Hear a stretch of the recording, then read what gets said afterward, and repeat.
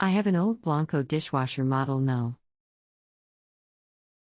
BFDWC60SS, which has 3 buttons on the left side of the stainless steel front control panel and a rotary dial on the right-hand side of the panel.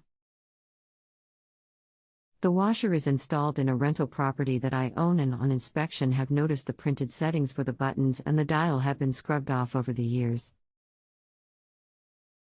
Is there a manual still available for this model which shows what the settings are? If so, where can I find it? I can't seem to locate it by Googling the model No. Anywhere, or can you supply the settings for this model so I can print them off for future tenants, or have them printed onto something that can be stuck onto the panel? Thank you. Hi, welcome to Just Answer.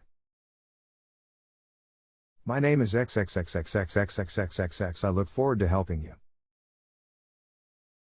The pictures below may help.